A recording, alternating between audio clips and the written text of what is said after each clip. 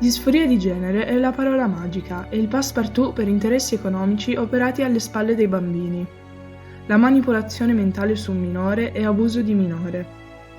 Inizieremo con il presentarvi la dottoressa Jeremi Carswell, direttrice del servizio multispecialità di genere dell'ospedale pediatrico di Boston, la quale afferma che i bambini possono sapere di essere transgender dal momento in cui possono esprimersi, quindi offrono trattamenti per curarli.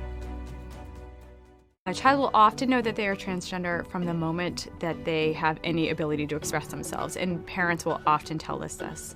We have parents who tell us that their kids, they knew from the minute they were born practically, and actions like refusing to get a haircut or standing to urinate, trying to stand to urinate, refusing to stand to urinate, trying on siblings' clothing, playing with the quote opposite gender toys, things like that. There is more and more a group of adolescents that we are seeing that really are coming to the realization that they might be trans or gender diverse a little bit later on in their life.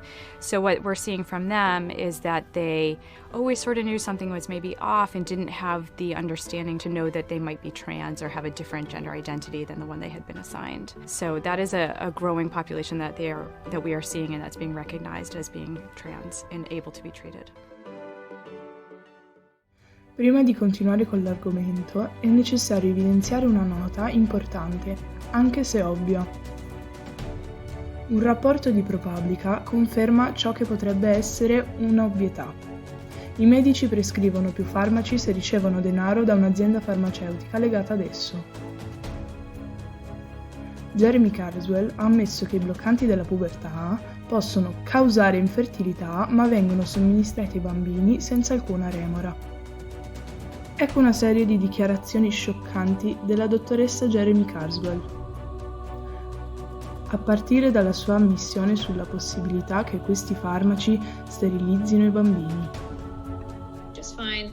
Fertility, another huge topic, right? Because if you are giving something that shuts down your estrogen or shuts down testosterone entirely, you're going to stop either if you had already been kind of producing sperm or eggs, then you're going to stop doing that. And if you never started, you're not going to kind of advance the gonads to be able to do that. So for my population, when we have, say like a 12 or 13-year-old testicle bearing person who hasn't really had too much puberty, and we're talking about, okay, we're going to put in a blocker and then you're going to start an estrogen, guess what? You don't have any sperm and you're not going to get them unless we reverse everything. So that's a big deal, and that's something that you must have the conversation about. Carswell ha anche ammesso che i farmaci che bloccano la pubertà vengono dati ai bambini con superficialità. Infatti, nonostante sia il direttore di una clinica di genere, Carswell non conosceva le informazioni sanitarie di base sui farmaci che bloccano la pubertà, come si vede nella prossima clip. Quindi i pazienti non vengono informati circa questo possibile effetto collaterale e fanno una scelta definitiva senza alcuna consapevolezza. Considerations, I think, like I said, there's a lot of people using blockers, and that's great because it can be really helpful. But I think I worry that there's not, they're being given out a lot like candy, which is great in some ways, but it's also like, okay, well, you need to have the conversation. La Carswell somministra bloccanti della pubertà ai bambini, ma ammette anche di non sapere se possano causare l'incapacità di raggiungere l'orgasmo in età avanzata. Un altro dettaglio che forse il paziente dovrebbe avere prima di decidere di procedere con la terapia. Can there be an issue with orgasm later in life if blocked too early? That's a really great question, and one I don't know. I don't think so. I'm trying to think of my patients. I don't believe so, but I can't answer that fully. Great question.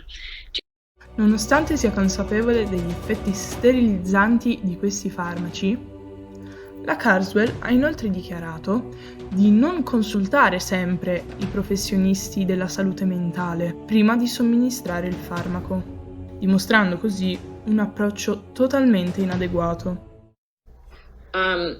I don't know, I just rely on them so strongly. We lean on them very, very heavily. And not so much for blockers, I would say, but definitely for gender affirming hormones and, writing letters for surgery readiness. La situazione è anche peggiore.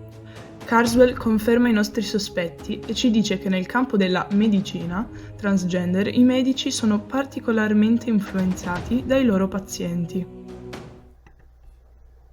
I get a little anxious when I think I'm probably going to say something that's highly not popular, but I think I've never seen anywhere in medicine as much as I do in this field, where I think we as providers get very, very, very swayed by our patients, and I think that's dangerous. Ricordate, si tratta di un grande business. Ecco Carswell che ci parla dell'aumento dei pazienti che la clinica di genere ha registrato.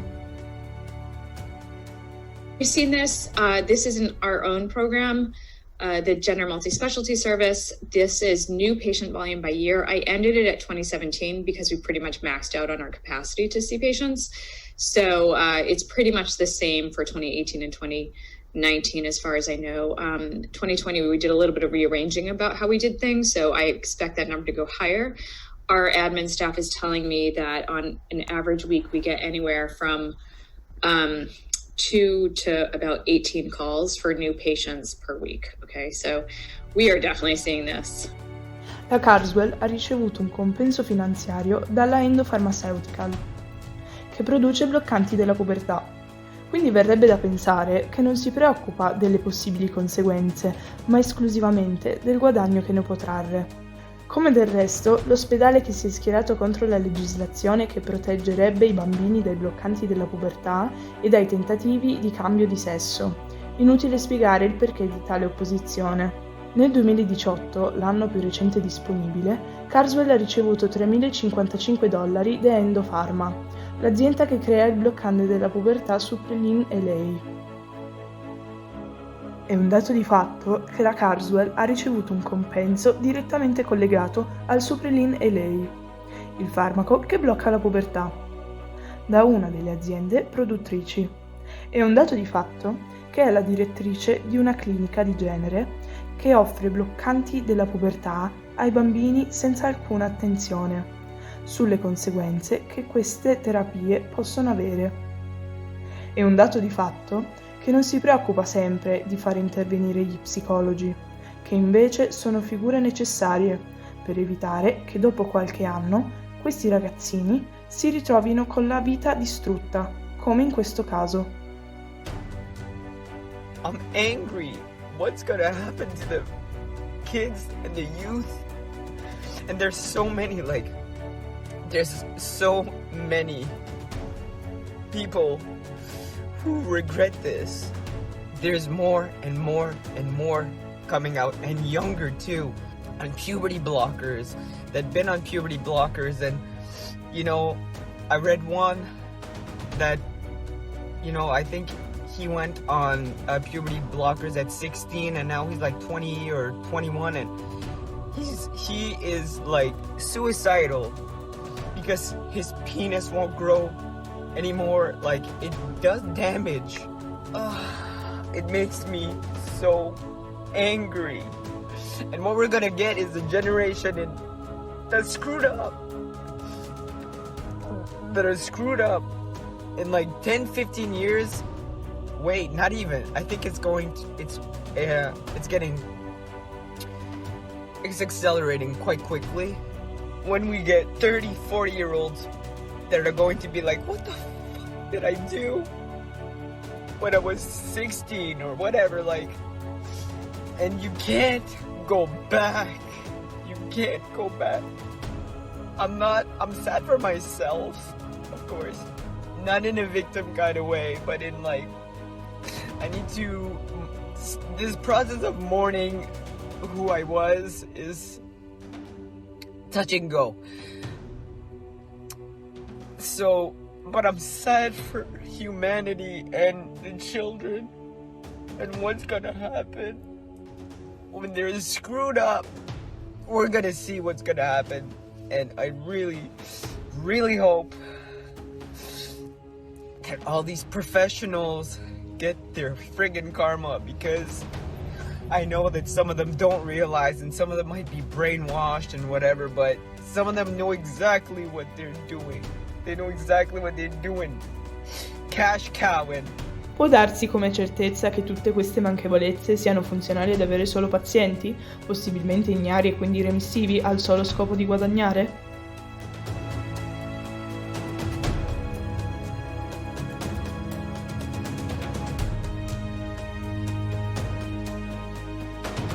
Del resto, lei non è l'unica. Anche Stephen Rosenthal, fondatore e direttore del Child and Adolescent Gender Center dell'UCSF Benioff Children's Hospital, ha ricevuto oltre $16.000 dalle 2 aziende produttrici di bloccanti della pubertà.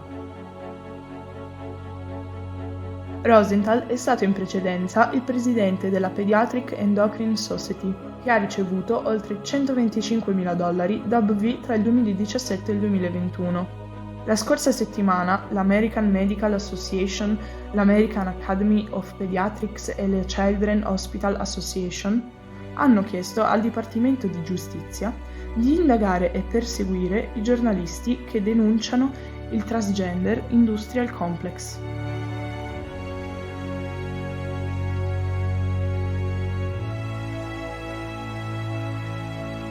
Probabilmente non è un caso che l'FBI stia trascurando le indagini riguardanti gli abusi su minori. Molti stati americani hanno definito queste pratiche come tali, per esempio l'Ohio o la Florida, che con il governatore DeSantis si è opposta alla deturpazione di bambini così piccoli. Talk about these very young kids getting gender affirming care. What they don't tell you what that is they're actually giving very young girls double mastectomies.